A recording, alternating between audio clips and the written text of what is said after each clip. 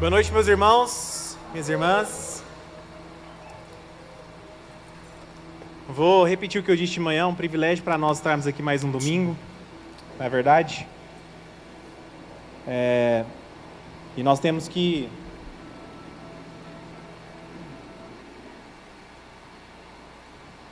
Espera aí que eu estou apanhando aqui, gente. Valeu, Andrezão, obrigado. E nós temos que trazer à nossa memória que de fato é um privilégio para nós podermos adorar a Deus e nos reunirmos todos os domingos, todas as semanas, com a igreja, com os nossos irmãos, porque senão a gente entra no automático e a gente acha que é comum viver o que nós vivemos, e a gente passa a viver o ordinário como se fosse um ordinário. Mas nós devemos nos lembrar que todas as manhãs, quando nós acordamos, é porque a graça de Deus e a misericórdia de Deus nos alcançou. Se nós respiramos, se o nosso coração bate, se nós temos saúde, se nós temos consciência para orar intencionalmente e nos reunir intencionalmente para adorar a Deus, tudo isso é pela graça e pela bondade de Deus. E nós devemos trazer isso na nossa consciência, para que a gente não tenha uma caminhada ordinária ou então uma caminhada cansativa. E é sobre isso que eu quero falar nessa noite com vocês, sobre a nossa caminhada cristã, sobre a nossa vida cristã. E a nossa caminhada cristã, ela se inicia na pessoa de Jesus e ela finaliza também na pessoa de Jesus. Por mais que, às vezes, durante a minha caminhada, eu vou passar pelas minhas individualidades, pelas minhas dificuldades, que serão diferentes do que as suas. Por mais que no trajeto a gente possa encontrar situações diferentes uns dos outros, o nosso início, o nosso ponto de partida e a nossa linha de chegada é a mesma, a pessoa de Jesus Cristo. E é sobre isso que nós vamos falar nessa noite. Mas antes de iniciar, eu queria convidar você brevemente para fechar os seus olhos, para que a gente possa fazer uma breve oração. Jesus, que o Senhor possa tirar do nosso coração nesse momento tudo aquilo que nos impede de te adorar e de te enxergar. Que nós possamos, nesse momento, olhar para a sua palavra e que a sua palavra ela possa gerar fé nos nossos corações. Que essa palavra ela possa ser uma transformação na nossa vida. E que a partir do frutificar dessa palavra, nós possamos sentir prazer em caminhar com o Senhor. Prazer em fazer parte dessa caminhada gloriosa. Que nós possamos sentir alegria, que nós possamos ser consolados e encorajados, e que toda tristeza, que toda decepção, que toda falta de ânimo saia de nossas vidas em nome de Jesus. Nós te agradecemos. Amém. Eu não sei há quanto tempo você iniciou sua caminhada, eu não sei como tem sido a sua caminhada, eu não sei se você já passou por algo que ultimamente eu estava passando. Quando nós aceitamos Jesus e nós entramos nessa caminhada cristã, em algum momento, se você ainda não passou por isso, eu acredito que você ainda vai passar, a gente vai se sentir desanimado. Em algum momento parece que nada mais está dando certo, a gente não quer fazer mais nada, parece que a gente não tem tempo para mais nada. É como se a nossa vida se voltasse para trabalho, família, igreja, comunhão, amigos, mas a gente perde o prazer em fazer essas coisas. E a gente começa a fazer isso tudo no automático, a gente começa a viver por viver. E eu estava passando uma temporada nesse sentido, e Deus graciosamente falou comigo sobre alguns pontos que eu estava negligenciando e que estava tornando a minha caminhada mais cansativa. E a minha caminhada desprazerosa, ao invés de ser uma caminhada alegre e prazerosa. Porque é inevitável, se nós não olharmos para esses fundamentos que Jesus nos mostra e que a gente vai falar hoje, durante o transcorrer do nosso caminhar, nós vamos sim nos sentir desanimados. Nós vamos querer parar, ou então a gente vai fazer somente por fazer. Faz a experiência depois. Se você não tiver passado por isso, senta com o seu irmão e pergunta para ele se em algum momento ele já se sentiu desanimado na caminhada, ou se ele já sentiu vontade de parar. Todos nós vamos passar por isso, mas existe alguns fundamentos de que Jesus nos mostra que é possível sim, não somente iniciar a caminhada de maneira alegre, mas completar ela de maneira perfeita, plena e alegre. O nosso Deus não colocou sobre nós uma responsabilidade ou um fardo de fazermos algo que é desprazeroso. Essa não é a vida do cristão. Nós não devemos e não podemos viver a nossa vida como se as nossas responsabilidades fossem só por obrigações, murmurando e reclamando de tudo que nós fazemos, seja no trabalho, seja na igreja, seja no seu ministério. Nós devemos ver e lembrar que o nosso Deus é um Deus amoroso, um Deus de alegria, e que Ele nos fortalece e nos dá alegria para que a gente possa caminhar junto com Ele. Amém? Eu quero convidar você, que pode, abrir seu texto comigo, sua Bíblia, em João, capítulo 2, do versículo 1 ao 11. João, capítulo 2, versículo 1 ao 11.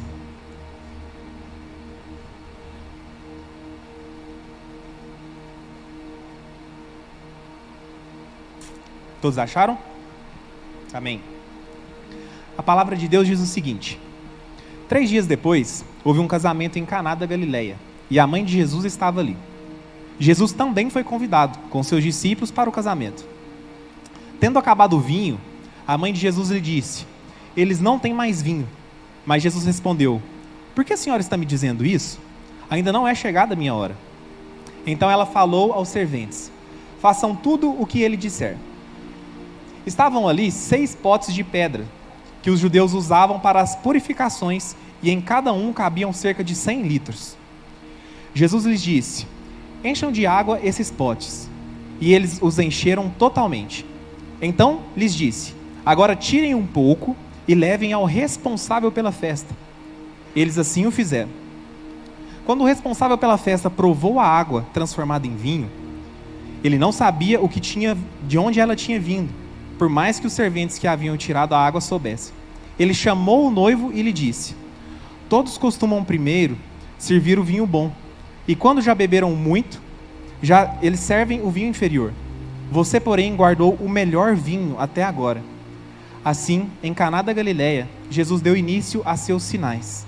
Ele manifestou a sua glória, e os seus discípulos creram nele. Amém. Somente até aí. Parece que esse texto não tem muito a ver com o que a gente vai falar, que é sobre a nossa caminhada e a nossa vida cristã. Mas, logo de cara, nos primeiros versículos, João nos dá algo valioso. Eu quero deixar claro, como eu disse de manhã, que de fato esse texto está falando sobre o primeiro milagre de Cristo. Mas se a gente fizer uma analogia e se a gente fizer uma boa aplicação, dá para a gente entender que com alguns princípios que nós pegarmos desse texto, a nossa caminhada ela pode ser leve e alegre. Amém? Nos primeiros versículos, João deixa claro o seguinte: estava acontecendo um casamento em Caná da Galileia. E esse casamento tinha alguns convidados, entre eles Maria, mas João destaca que Jesus também era convidado. Ou seja, Jesus não estava ali só porque Maria estava, ele estava porque ele era um convidado. E se a gente prestar atenção, esse foi o primeiro milagre de Cristo. Ou seja, quando os noivos convidaram Jesus para estar naquele casamento, eles ainda não tinham conhecimento de que Jesus era capaz de operar milagres. Até porque Jesus ainda nunca tinha operado nenhum milagre.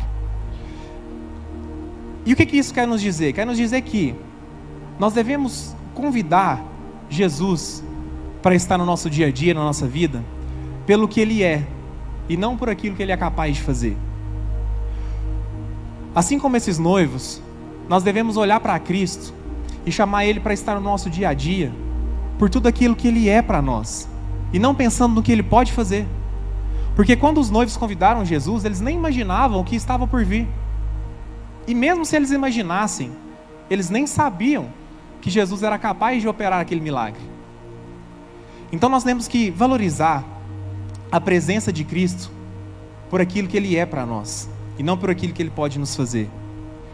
Porque se nós, na nossa caminhada, fixarmos os nossos olhos naquilo que nós queremos receber, a gente pode se frustrar. E por esse motivo, a nossa caminhada, ela pode ser mais pesada. Porque a nossa expectativa não vai estar em estar com a pessoa de Cristo, mas receber aquilo que Cristo pode me dar. Então, se eu estou caminhando com Ele, porque eu espero que Ele me dê uma boa esposa, mas eu estou orando e ninguém aparece, eu não conheço ninguém, eu vou me frustrar. E vai parecer que a minha caminhada está sendo muito difícil, e está sendo muito duro, e eu vou querer desistir, porque, afinal de contas, o que eu quero eu não tenho recebido. Porque eu estou valorizando mais o que eu desejo do que quem Deus é. Se eu venho na igreja e o meu desejo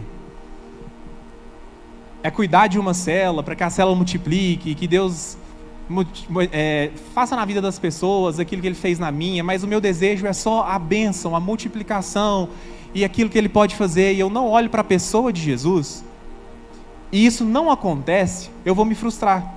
E vai parecer que eu estou fazendo tudo errado. E vai parecer que a minha caminhada, ela está sendo muito difícil. Porque não está acontecendo aquilo que eu espero que Deus faça. Afinal de contas, eu estou olhando para o que Ele pode fazer e não para o que Ele é. Se a gente não valorizar a presença de Jesus pelo que Ele é, mas somente pelo que Ele faz, a gente vai deixar de usufruir da plenitude de Deus.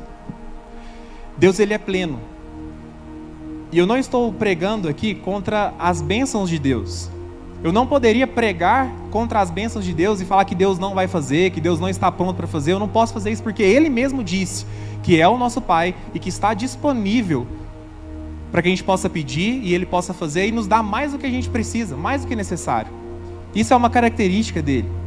Isso é do caráter dEle. Ele é galardoador, Ele dá, Ele presenteia.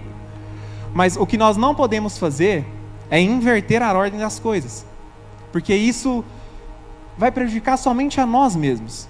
Isso vai prejudicar somente a nossa própria caminhada. E eu quero te dizer que quando nós entendemos quem Jesus é e que nós devemos caminhar com Ele pelo que Ele é, automaticamente a gente vai usufruir de tudo o que Ele tem para nos oferecer.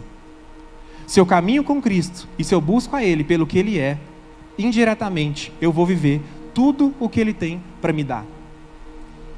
O pastor Luciano Subirá disse uma frase que é o seguinte: se você entender o que Deus faz é uma consequência do que Ele é, então buscá-lo pelo que Ele é, inevitavelmente te levará a experimentar o que Ele faz. Na palavra de Deus nós percebemos que algumas pessoas que entenderam esse princípio, usufruíram da plenitude da bondade de Deus.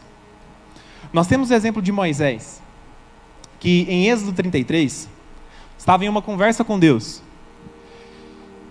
E Deus estava desejando levar o seu povo para a terra prometida. Só que o povo estava muito duro, e eles eram muito teimosos. Então, numa conversa com Moisés, Deus diz o seguinte: Moisés, vocês vão, eu vou levar vocês até a terra prometida, eu vou abençoar vocês, vocês vão chegar lá, vocês vão usufruir, só que eu não vou. Eu não vou porque vocês são tão teimosos, vocês são tão cabeça dura, que se eu for com vocês, no meio do caminho, eu vou destruir vocês. Mas eu vou abençoar vocês, vocês podem ir, eu estou com vocês, vou te abençoar, vai chegar lá e vai dar tudo certo. Só que Moisés, ele diz o seguinte para Deus: se o Senhor não for conosco, se a sua presença não nos acompanhar, não me faça sair desse lugar. Se sua presença não for comigo para a terra prometida, Deus, eu não quero sair daqui onde eu estou. Porque Moisés entendeu que era melhor estar no deserto, na presença de Deus, do que na terra prometida sem a presença de Deus. E o que nós devemos entender é melhor a gente estar aonde quer que seja, diante da presença de Jesus, do que ser abençoado por Jesus e não ter a presença de Jesus. Então nós precisamos de olhar para Deus por o que Ele é e falar: eu quero as suas bênçãos, mas eu quero que o Senhor esteja comigo. Se o Senhor não estiver comigo, não me interessa as bênçãos. Jesus, Ele repreendeu alguns de seus discípulos também no livro de João, porque Ele percebeu que alguns dos discípulos seguiam Ele porque Ele estava multiplicando os pães. E ele repreende os discípulos dizendo: olha, vocês só estão me seguindo porque vocês estão comendo de graça. Vocês vêm aqui, eu prego, multiplico os pães, vocês comem. É por isso que vocês estão me seguindo. E sabe qual foi a resposta desses discípulos? Eles disseram para Jesus: nossa, quão duras são as suas palavras. A gente não pode suportar. E a verdade é que, se a gente não tomar cuidado, a gente vai começar a seguir Jesus só pelo pão, pelo pão, pelo pão, pelo pão. E quando vem a repreensão, assim como esses discípulos, a gente vai falar: não, é muito duro, eu não aguento não. Eu não aguento essa caminhada não. Agora, se nós somos como Pedro, que olhamos para Ele, desejamos Ele e a presença deles, nós vamos dizer: Jesus, para onde que eu vou? Se só o Senhor tem, se só o Senhor é a palavra de vida eterna. Então, independente de onde eu estiver, se o Senhor está comigo, eu vou ficar. Agora, se o Senhor quiser me levar para um lugar de bênçãos e estiver comigo, eu também vou aceitar.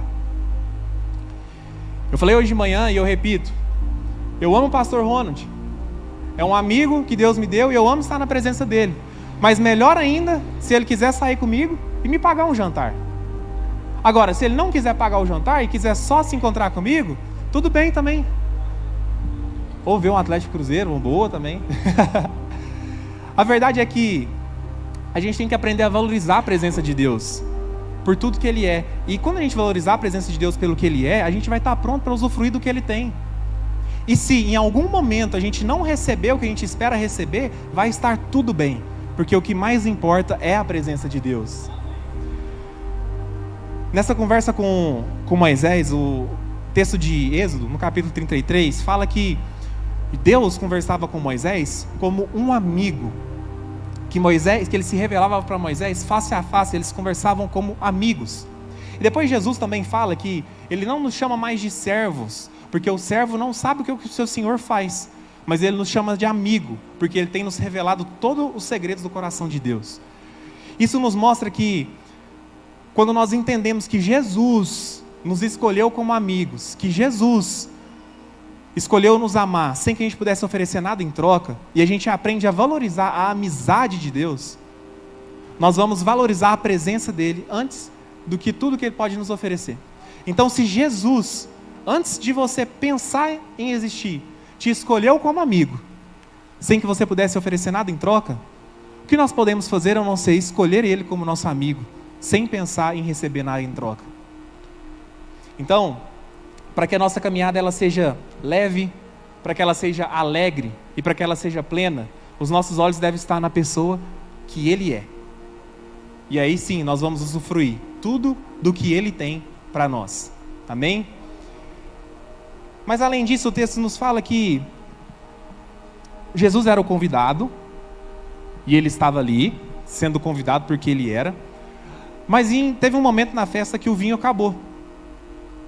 E naquele tempo, o noivo que era responsável por organizar a festa, e provavelmente ocorreu um erro de cálculo, que ele achou que o vinho seria suficiente para toda a festa, só que não foi. Nós estamos falando do Oriente, e o pessoal do Oriente, na cultura deles, a hospitalidade é sagrada.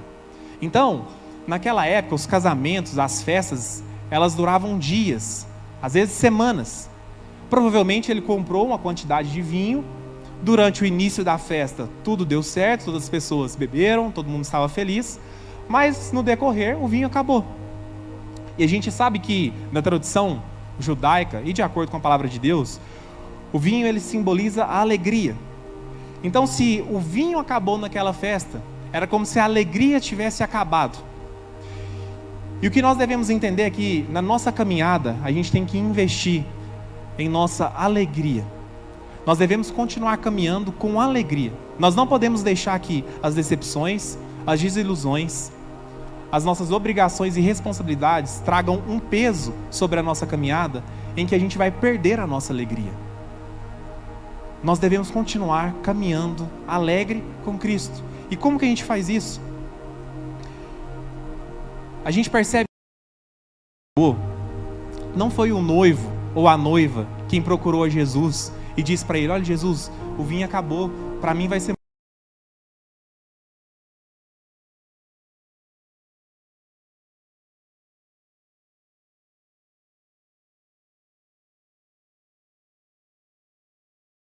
e até então era a única que sabia quem Jesus era de fato, porque ela era a mãe dele e ela sabia que Jesus era o Cristo.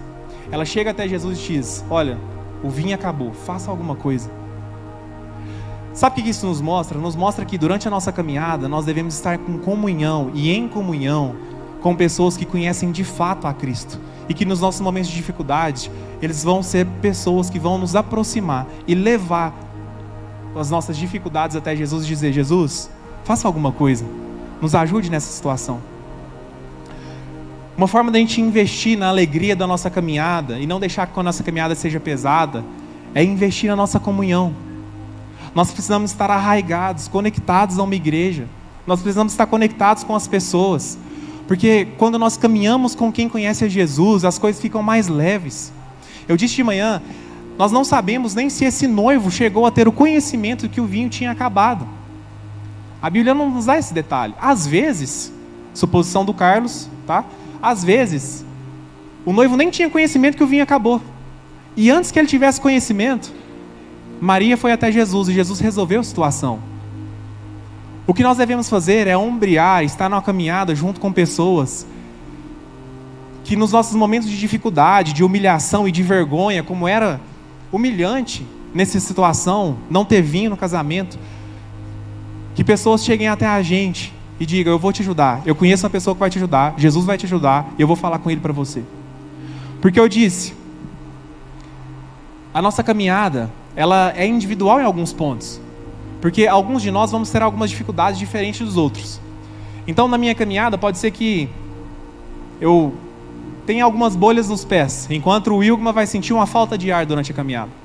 Pode ser que o Paulo Júnior vai ter uma distensão, vai torcer o tornozelo. Pode ser que ele vai machucar de alguma forma que eu não vou.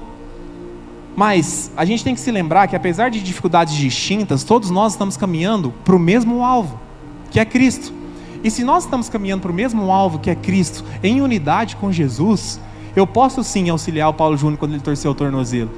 Ou eu posso sim ajudar o meu irmão, ombrear com ele o ministério, quando ele tiver alguma dificuldade. E é para isso que Jesus nos plantou, é para isso que Jesus nos colocou em corpo.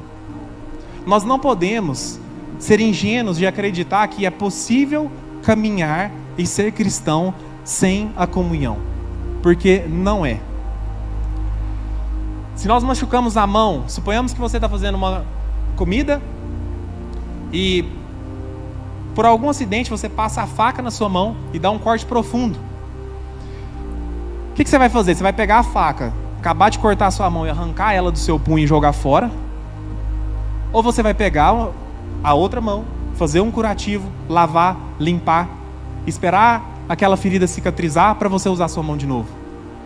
Por que se quando a gente machuca um membro do corpo, a gente não tira ele, descarta ele, não arranca ele fora naturalmente? Por que quando a gente está machucado a gente quer se desligar do corpo?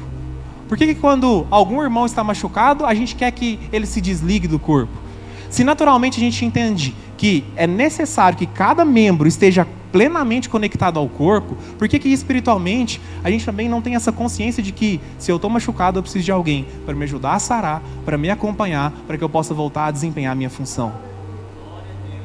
Então, para a gente continuar na nossa caminhada de maneira alegre e plena, nós devemos estar conectados ao corpo, porque se você caminhar sozinho, você vai morrer sozinho. Vai te faltar vitalidade, vai te faltar sangue, vai te faltar vitamina, vai te faltar articulação, vai te faltar tudo, você vai paralisar. O membro ele não sobrevive separado do corpo.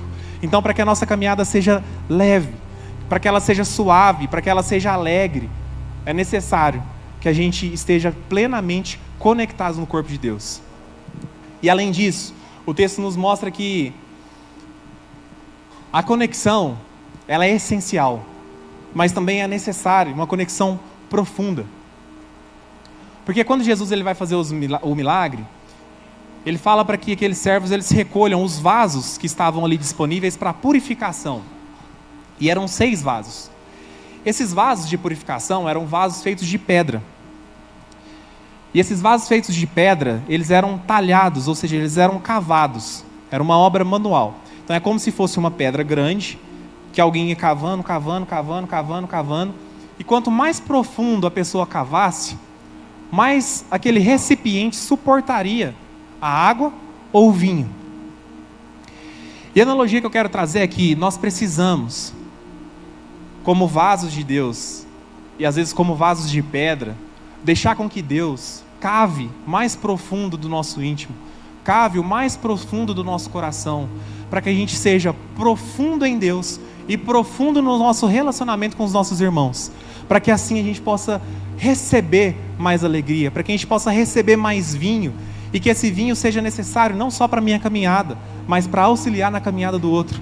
Então, quanto mais profundo nós somos, quanto mais talhados nós somos, quanto mais a gente deixa Deus cavar o nosso coração, mais nós podemos receber da alegria dele, mais nós podemos receber do conteúdo que ele tem para nós, para que a gente possa distribuir na vida daqueles que estão próximos de nós.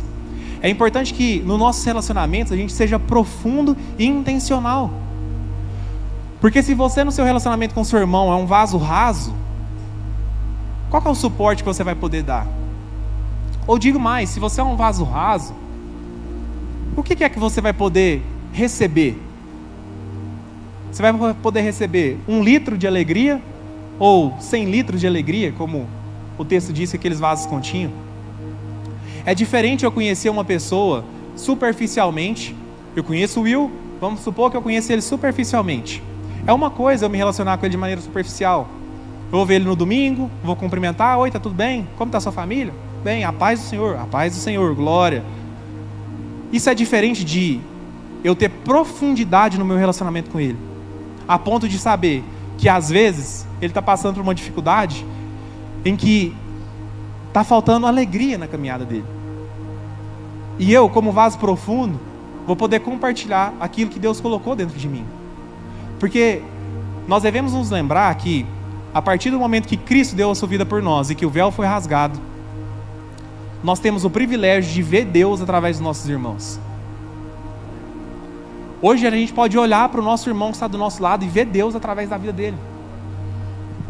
Então a gente não pode ser ingênuo a ponto de achar que você só vai ver Deus individualmente, que Deus vai aparecer para você somente através da leitura e somente através da oração. É óbvio que Deus vai aparecer para a gente dessas maneiras, mas o que eu quero dizer é que Deus vai aparecer para nós, inclusive através da comunhão, inclusive através da vida do meu irmão.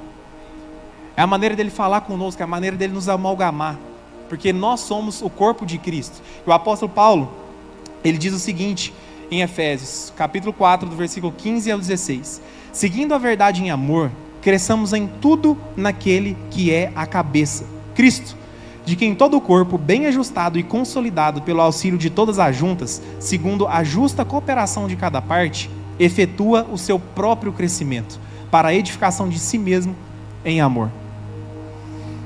Nós fomos plantados como igreja, eu, você, com uma função e um princípio: glorificar a Deus através do corpo. Para que o corpo seja edificado, como o apóstolo Paulo fala, para que a igreja cresça, para que a glória de Deus seja manifestada, e para que haja edificação em amor, é necessário que o corpo esteja junto.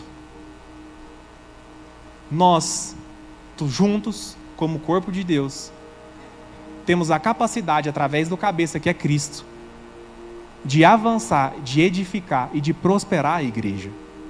É através de nós, que somos os membros, que Jesus vai fazer a edificação do seu corpo. Então que a gente tenha ciência que na nossa caminhada, se nós estamos sozinhos, se nós estamos separados do corpo, nós vamos ter dificuldade. Vai parecer que é chato, vai parecer que é só uma obrigação, vai parecer que a gente não quer vir no culto domingo, muito menos ir na célula no meio da semana, muito menos ir no evento que vai ter no final de semana. Parece que tudo vai ficar cansativo, e que a gente só trabalha, e a gente vai ficar com o sentimento de que eu estou trabalhando, não tem tempo para nada, mas é porque a gente está com a mentalidade de servo. Como Jesus disse, porque o servo não sabe o que o seu Senhor faz. Agora, se a gente tiver a mentalidade de amigo e valorizar a presença, e estiver com o corpo, aí sim, com plenitude de Deus, nós vamos ter alegria em caminhar com Ele. E por fim, nessa passagem, nós percebemos que além de estar com Jesus pelo que Ele é, além de estar conectado com pessoas que conhecem Ele e sabem o que Ele pode fazer, nós também temos a responsabilidade de crer que Ele pode fazer o milagre e, além disso, de obedecer às suas direções. O texto diz que quando Maria ela procura a Cristo, ela diz o seguinte para os serventes da festa: façam tudo que Ele disser. Ele vai resolver, mas tudo que Ele disser para vocês, vocês façam. E o que acontece é que, às vezes nós temos uma palavra, às vezes nós temos um direcionamento, nós sabemos que Deus está pronto para fazer o milagre, mas nós não fazemos tudo que Ele manda.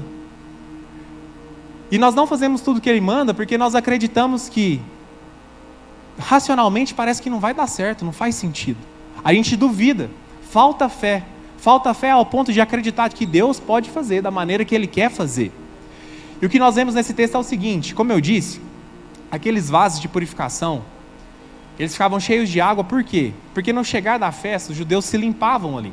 Era um tempo em que tinha muita poeira, eles usavam sandálias abertas, então os vasos ficavam na entrada. Geralmente eles chegavam, se limpavam, colocavam as mãos, pegavam água, limpavam os pés, tiravam toda a poeira. Então aquele vaso, o conteúdo dele era água para limpar poeira, sujeira.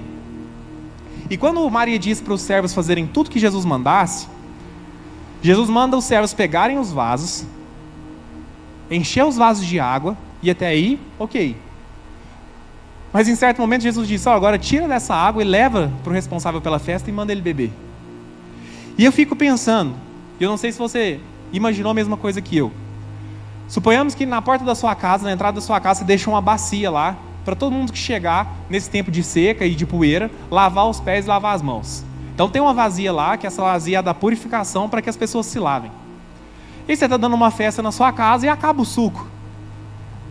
E aí alguém fala assim: acabou o suco, como que nós vamos fazer? Aí você fala: pega a bacia que está lá na porta da entrada da casa, onde vocês lavaram as mãos, os pés e tiraram a poeira, traz ela aqui e enche ela de água. Agora pega dessa água dessa bacia e bebe. E eu fico pensando, qual que é o sentido que isso faz? O que aquelas pessoas pensaram? O que esse Jesus está falando? Pegar uma água de um recipiente que às vezes está sujo, para se limpar, e entregar para o mestre de cerimônia para mandar ele beber. E o que nós fazemos naturalmente é isso. Às vezes Deus tem uma palavra para você, e Ele te direciona a fazer alguma coisa, aí você fala: o que o Senhor está falando, Deus? Fazer literalmente o que o Senhor está mandando eu fazer? E parece que não faz sentido. E aí a gente deixa de viver a plenitude e os milagres de Deus, porque a gente não acredita que Ele pode fazer de qualquer maneira. Porque o milagre de Deus acontece da maneira que Ele quer e não da maneira que nós queremos. E se Ele desejar pegar um balde, uma bacia e fazer desse balde, desse vaso, o melhor vinho que alguém já bebeu, Ele vai fazer. E o que nós precisamos de acreditar é que Ele vai fazer. Nós não devemos acreditar só que Ele é bom, mas que Ele está disponível para fazer os milagres que a gente precisa. Deixa eu te dizer, isso não é triunfalismo, isso é a palavra de Deus. Se Ele disse para você que está preparando algo para você, Ele vai te dar. Se Ele disse para você que está preparando uma bênção na sua vida, Ele vai cumprir. Agora, que a gente seja como esses servos, obedientes para cumprir tudo que Ele falar, que a gente lembre do que Maria disse para aqueles servos: façam tudo o que Ele mandar. Então, se Ele está te dizendo que vai fazer um milagre na sua vida, mas antes Ele quer que você faça X coisa, faça X coisa. Carlos, não faz sentido. O que Ele falou para mim não faz, faça, porque além do milagre acontecer, esse milagre vai servir para testemunhar a glória de Deus. Porque quando aquele responsável pela festa, aquele mestre de cerimônia bebeu vinho, ele mandou chamar o noivo. Ele falou: olha, não sei o que aconteceu, porque todas as festas que eu já fui, primeiro se serve os vinhos bons. Nos primeiros dias a gente bebe vinho bom, depois no final a gente serve o vinho pior, mas você não, o melhor ficou para o final. Eu quero te dizer que o que Deus tem para fazer na nossa caminhada é melhor a cada dia. Nós não precisamos ser saudosistas de imaginar: eu quero voltar ao primeiro amor, porque no primeiro amor era muito melhor. Não, o vinho de hoje é melhor do que o vinho que Jesus te deu há anos atrás. Não é porque o primeiro era ruim, mas é porque Ele tem a capacidade de fazer algo melhor todos os dias das nossas vidas. Nós não precisamos nos assegurar a algo que aconteceu há anos atrás, porque Ele está disponível para fazer agora aquilo que Ele pode e o que Ele deseja. Então, que a gente seja obediente a ponto de dizer: Jesus, se é para pegar o vaso, encher ele de água, tirar uma taça e levar para esse cara beber, eu vou fazer. Se Deus te deu uma palavra para você falar com alguém, que você faça. Ah não, Carlos, parece que é coisa da minha cabeça. Ah não, eu sonhei, mas parece que não tem. Faça. Deus está colocando algo no seu coração. Seja instrumento de Deus para que Ele possa encher outra pessoa de vinho. Porque às vezes a pessoa está vazia, e aquilo que Deus mandou você fazer vai encher ela de esperança, vai encher ela de vida, vai encher ela de alegria. Eu quero convidar você a ficar de pé. Você que pode, por gentileza.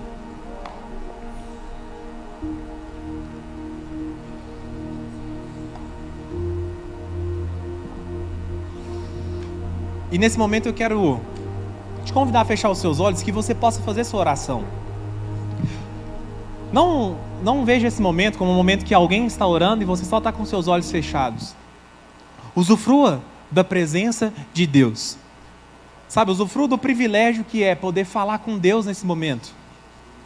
E entregar para Ele as suas preocupações, as suas dificuldades, porque de fato nós teremos dificuldades, preocupações durante a nossa caminhada. O que eu disse é que, mesmo nessas dificuldades, preocupações e lutas, quando nós reconhecemos a presença dEle e valorizamos a presença dEle, nós não queremos nos desligar dEle. Então ore para que, assim como Moisés, Deus te dê um coração em que você não abre mão da presença, independente da bênção que Ele quer te entregar. Sabe, ore para que Deus possa transformar seu coração e que você possa reconhecer a presença dEle e usufruir de todas as bênçãos que Ele tem para você. Que possa ser um encontro prazeroso, um encontro maduro, onde um filho deseja ficar com o pai, somente ficar com o pai. Quando nós crescemos, nós aprendemos a valorizar a presença dos nossos pais. Eu tenho certeza que se todo mundo que está aqui tivesse a opção de escolher entre a herança e a presença do seu pai, você escolheria a presença do seu pai. Porque quando a gente cresce e amadurece, a gente entende que pai e mãe vai além de um tratamento, de um cuidado ou de uma provisão. Pai e mãe vai muito além de te dar um presente ou de te dar comida e te dar alimento. Quem dera se nós pudéssemos vivenciar todos os dias das nossas vidas na presença dos nossos pais. Então, se nós sabemos reconhecer a presença dos nossos pais naturais, que a gente reconheça a presença do nosso pai espiritual e que a gente não olhe para ele somente esperando a provisão, mas que através do entendimento de quem ele é, aí sim a gente possa também usufruir da provisão de Deus.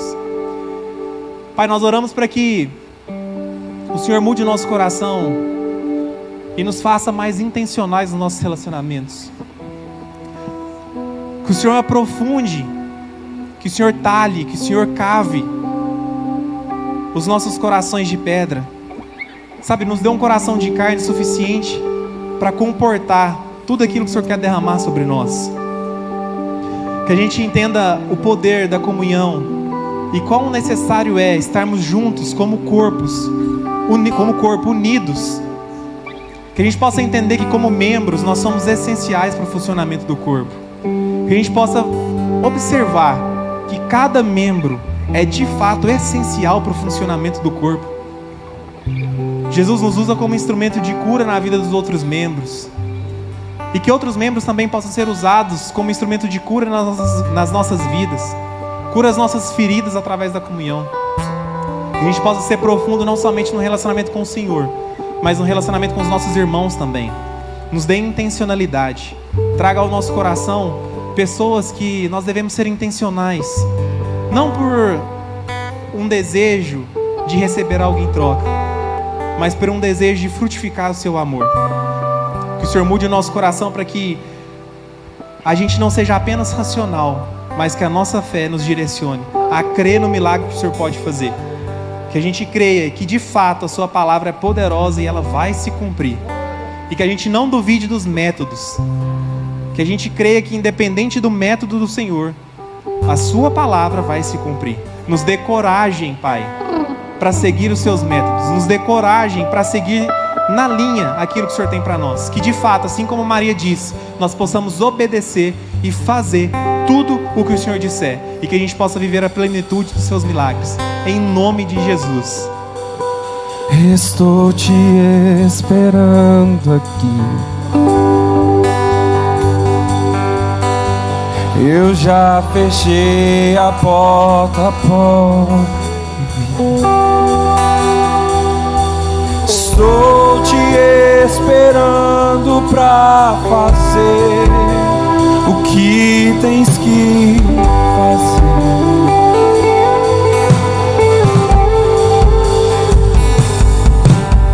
Meu coração aberto já te peço, vem encher esse lugar. Te entrego tudo o que tenho e sou, e também quem não sou.